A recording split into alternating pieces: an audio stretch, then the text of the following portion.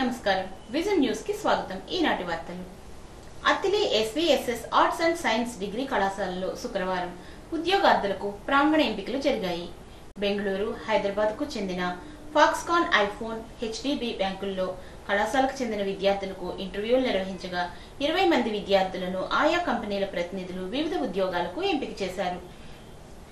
ఉద్యోగాలకు ఎంపికైన విద్యార్థులను కళాశాల పాలకవర్గ అధ్యక్షులు Dasam Govindarao, secretary and correspondent Maddala Venkateswararao, degree, junior కళాశాలల ప్రిన్సిపల్స్ శ్రీరామ శర్మ, డివి రమణమూర్తి అభినందించారు। గ్రామీణ ప్రాంత విద్యార్థులు ఉద్యోగ అవకాశాలను వినియోగించుకోవాలని కంపెనీ ప్రతినిధులు పి సంతోష్, ఆర్ దుర్గా ప్రసాదులు కోరారు। ఈడూరు గ్రామంలో వేంచేసి ఉన్న శ్రీ వరాల వెంకటేశ్వర స్వామి వారికి శనివారం విశేష పూజలు నిర్వహించారు। వేకోజామున స్వామివారికి సుప్రభాత సేవ, తోమాల సేవ జరిగాయి। ఉదయం అర్చనలు, ప్రత్యేక పూజలు చేసి స్వామివారిని విశేషంగా అలంకరించారు। ఆలయ అర్చకులు వాడపల్లి శేఖరాచార్యుల ఆధ్వర్యంలో పూజాధికారులు నిర్వహించారు। పరిసర గ్రామాల నుండి పెద్ద సంఖ్యలో భక్తులు హాజరై స్వామివారిని దర్శించుకున్నారు। హాజరైన భక్తులకు దాతల సహకారంతో అన్నదానం నిర్వహించారు। సేవే లక్ష్యం, ప్రేమే మార్గం అనే నినాదంతో జనసేన అధినేత పవన్ కళ్యాణ్, ఆయన అభిమానులు చేస్తున్న సేవా కార్యక్రమాలు అభినందనీయమని తణుకు ఎమ్మెల్యే ఆర్మిల్లి రాధాకృష్ణ అన్నారు। ప్రజల అవసరాలను గుర్తించి వాటిని పరిష్కరించడానికి పవన్ కళ్యాణ్, ఆయన అభిమానులు ఎప్పుడూ ముందుంటారని, జనసేన పార్టీ తణుకు శాఖ ఆధ్వర్యంలో ఏర్పాటు చేసిన వైద్య శిబిరాన్ని ఎమ్మెల్యే ప్రారంభించి మాట్లాడారు।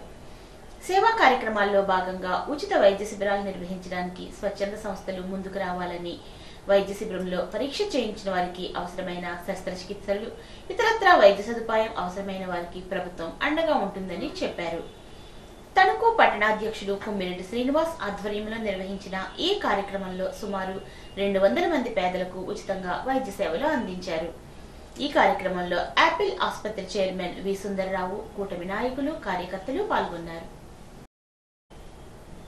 భారత సైనికుల విజయాన్ని ఆకాంక్షిస్తూ శనివారం స్థానిక విఘ్నేశ్వర స్వామి దేవాలయంలో భారతీయ జనతా పార్టీ పశ్చిమ గోదావరి జిల్లా అధ్యక్షురాలు అయినంపూడి శ్రీదేవి ప్రత్యేక పూజలు నిర్వహించారు। ఆపరేషన్ సింధూర్లో ధైర్యంగా పోరాడుతున్న భారత సైన్యానికి విఘ్నేశ్వరుని అనుగ్రహం, ఆశీస్సులు అందించాలని కోరుతూ ప్రత్యేక పూజా కార్యక్రమంలో పశ్చిమ గోదావరి జిల్లా మాజీ అధ్యక్షులు నార్ని తాతాజీ, తణుకు పట్టణ భారతీయ జనతా పార్టీ అధ్యక్షుడు బొల్లాడ నాగరాజు, ప్రధాన కార్యదర్శి రసబత్తుల అనుకుమార్, మహిళా మోర్చా ఉపాధ్యక్షురాలు కామర్స్ కిరణ్మయి, గంటా లక్ష్మి, బడేటి సాయిరాం, రేపాక రామారావు, మారిశెట్టి అజయరాజు, పట్టణ బీజేపీ నాయకులు, కార్యకర్తలు పాల్గొన్నారు। ఈ సందర్భంగా శ్రీదేవి మాట్లాడుతూ, పాకిస్తాన్ ఉగ్రవాద చర్యలను ధీటుగా ఎదుర్కొంటున్న భారత జవాన్లకు ప్రతి ఒక్కరూ అండగా ఉండాలని, వారి ధైర్య సాహసాలను అభినందించాలని అన్నారు। విఘ్నేశ్వర స్వామి వారి అనుగ్రహం భారత జవాన్లకు ఎల్లప్పుడూ ఉండాలని ఆమె ఆకాంక్షించారు। పాక్ ఆక్రమిత కాశ్మీర్లో ఉగ్రవాద శిబిరాలపై భారత త్రివిధ దళాలు నిర్వహించిన ఆపరేషన్ సింధూర్ సాహసోపేత చర్యగా నిలిచిందని శ్రీదేవి పేర్కొన్నారు। మాజీ అధ్యక్షులు నార్ని తాతాజీ మాట్లాడుతూ, పెహల్గాంలో పర్యాటకుల మీద దాడి చేసిన 26 మంది మరణానికి కారణమైన ఉగ్రవాదులకు సంబంధించి పాక్ ఆక్రమిత కాశ్మీర్లోని శిబిరాలపైన ఆపరేషన్లో భారత సైన్యం, నావికాదళం, వైమానిక దళం సమన్వయంతో ఖచ్చితమైన దాడులు చేసి ఉగ్రవాద సంస్థ జైషే మహమ్మద్ ప్రధాన కార్యాలయాన్ని, వారి శిబిరాలను ధ్వంసం చేశారని అన్నారు। ఈ కార్యక్రమంలో పట్టణ బీజేపీ నాయకులు, కూటమి నాయకులు, ప్రజలు తదితరులు పాల్గొన్నారు।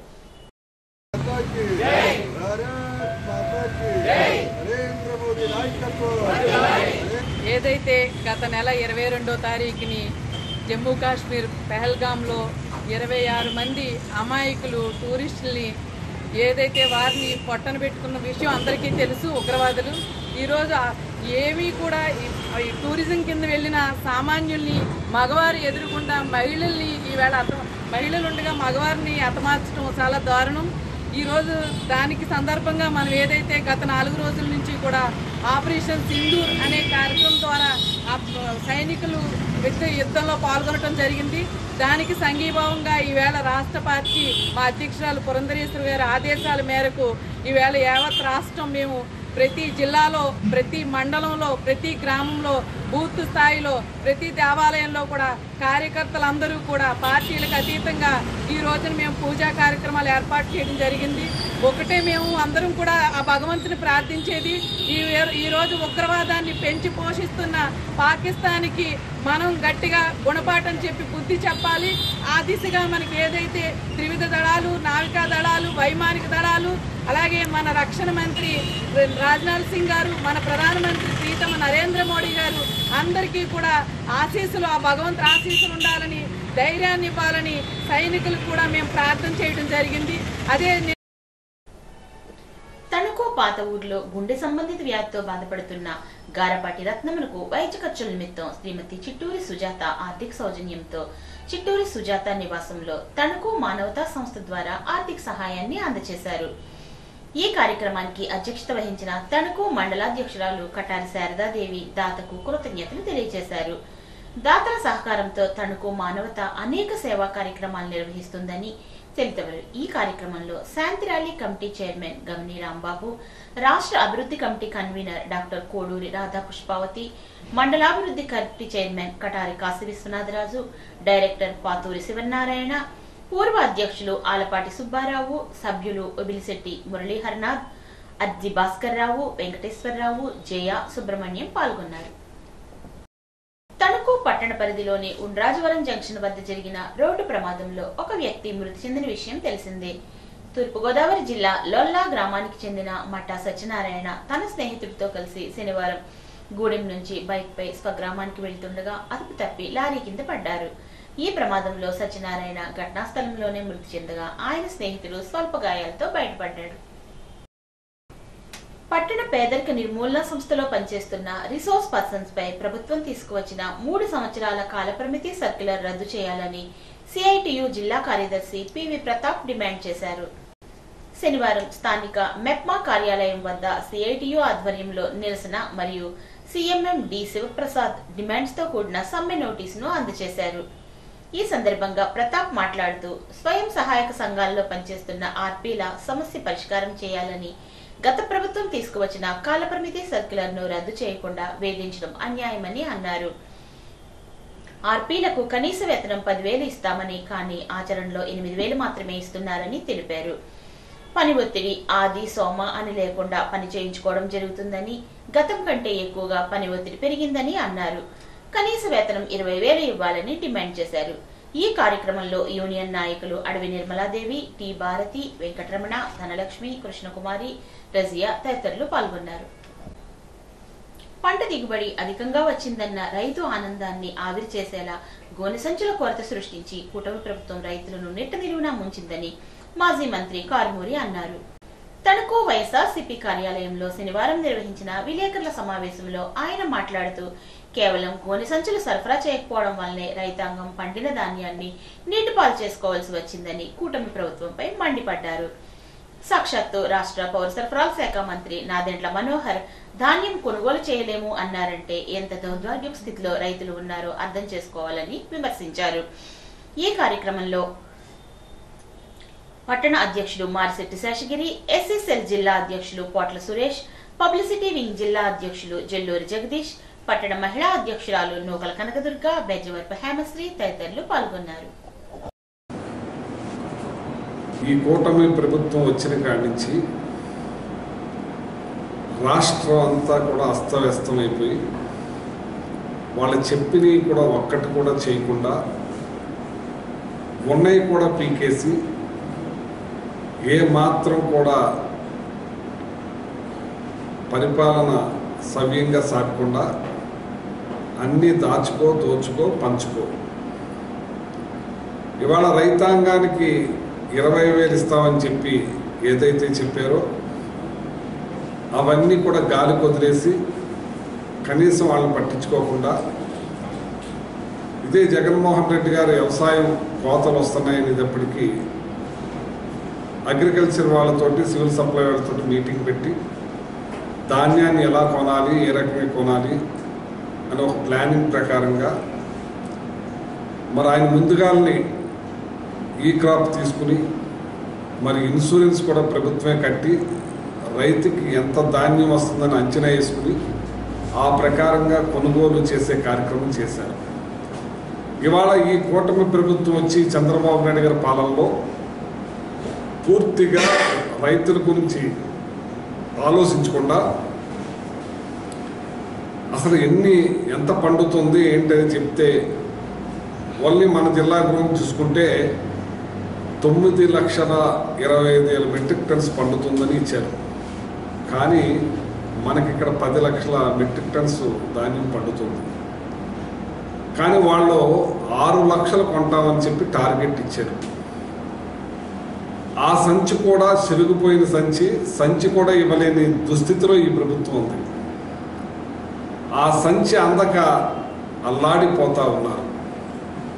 అలాగే మొన్న మళ్ళీ మనం గొడవ చేసి కలెక్టరేట్కి వెళ్ళి రిప్రజెంటేషన్ ఇచ్చి గొడవ చేస్తే ఇంకో 1 లక్ష కొంటానన్నారు. ఇవాళ 7 లక్షల ధాన్యం కొంటే ఇంకా 3 లక్షల ధాన్యం మిగిలిపోతూ ఉంది. మీరు ఇవాళ రైతుని ఆదుకోవాల్సింది పోయి వర్షానికి దొరికేలా చేసేస్తున్నారు. మీరు ఈ నాదెండ్ల మనోహర్ గారు మేము ధాన్యం ప్రభుత్వం కొనలేదని, ఇవాళ ఎవరైనా సరే ఈ ముఖ్యమంత్రి చంద్రబాబు నాయుడు అయినా మీరైనా ఎవరైనా రైతు దగ్గరికి ఎవరైనా వెళ్తున్నారా? రైతు అలోలక్షణాన్ని బాధపడతా ఉన్నాడు. ఎన్ని లోడ్లు బియ్యం పట్టుకునే వాళ్ళం పీడిఎస్ రైస్ని, ఎన్ని లారీలు సీజ్ చేసేవాళ్ళం రైస్ని. వాళ్ళు మీరు ఎక్కడన్నా ఉందా పట్టుకున్నది? అసలు ఎక్కడ పట్టుకుంటారు? మొత్తం డైరెక్ట్ ఎమ్మెల్యే కాన్స్టిట్యున్సీలో 30 లక్షలు 25 లక్షలు ఇచ్చేసే కార్యక్రమం. రాష్ట్రం అంతా దోపిడి. ఏది మట్టి వదలరు, ఈ పీడిఎస్ బియ్యం వదలరు, లెక్కర వదలరు, ఇసుక వదలరు, మన పేకాట వదలరు. ఇక ప్రజల రక్త మాంసాలను పిండేసే పని మీదే ఉన్నారు మీరు. సంవత్సరం తిరగకుండానే 1,70,000 కోట్ల అప్పులు చేసి ఏం చేశారో తెలియదు. కానీ జగన్మోహన్ రెడ్డి గారు ఈ డబ్బంతా ప్రజలకి పంచేవారు. ప్రజల కొనుగోలు శక్తి పెరిగి వ్యాపారస్తులు బాగున్నారు, రాష్ట్రం బాగుంది, ప్రభుత్వం బాగుంది, సస్యశ్యామలంగా నడిపించారు జగన్మోహన్ రెడ్డి గారు. విజనరీ మాత్రం ఇవాళ చెప్ప చేతికిస్తున్నారని చెప్పి సందర్భంగా తెలియజేస్తున్నాను. మేము 2,70,000 కోట్ల రూపాయలు ప్రజలకి కొట్టాం, బాహాటంగా కనపడుతుంది. మీరు 1,70,000 కోట్ల రూపాయలు అప్పు చేసి ఎవరికి ఇచ్చారు, ఎవరు తిన్నారు? పారదర్శకం ఉందా? మా దగ్గర పారదర్శకత ఉంది. మేము ఇచ్చిన డబ్బు ప్రజలకి డీబీటీ ద్వారా కొట్టాం, ప్రజలకు వెళ్ళింది. మీరు దోచుకో పంచుకో. ఈ నెల 20వ తేదీన జరుగుతున్న దేశవ్యాప్త గ్రామీణ బంద్లో ఉపాధి కూలీలు పెద్ద ఎత్తున పాల్గొని జయప్రదం చేయాలని ఆంధ్రప్రదేశ్ వ్యవసాయ కార్మిక సంఘం జిల్లా ప్రధాన కార్యదర్శి Jakamsetti Satyanarayana, all India lawyers union జిల్లా ప్రధాన కార్యదర్శి కామన మునిస్వామి సంయుక్తంగా పిలుపునిచ్చారు. ఇరగవరం మండలం రాపాక గ్రామంలో పనిచేస్తున్న ఉపాధి కూలీలను కలిసి వారి సమస్యలను అడిగి తెలుసుకున్నారు. 20వ తేదీన దేశవ్యాప్త సమ్మెతో పాటు జరుగుతున్న గ్రామీణ బంద్ ప్రాధాన్యతను కూడా వివరించారు.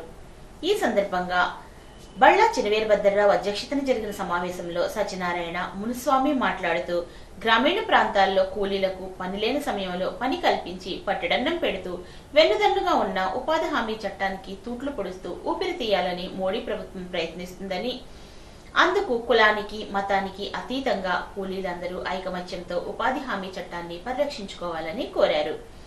ఈ కార్యక్రమంలో లక్ష్మీ దుర్గా, వెంకటరమణ, కృపాలత, పితాని లక్ష్మి, వీరవల్లి కుమారి తదితరులు పాల్గొన్నారు. పిప్పరా 5 అంగన్వాడీ కేంద్రంలో తల్లికి వందనం కార్యక్రమం నిర్వహించడం జరిగింది. ప్రీ స్కూల్ పిల్లలు వారి తల్లులకు పాదాభివందనం చేశారు. పుష్పగుచ్చం ఇచ్చి నమస్కరించి గ్రీటింగ్స్ తెలియజేశారు.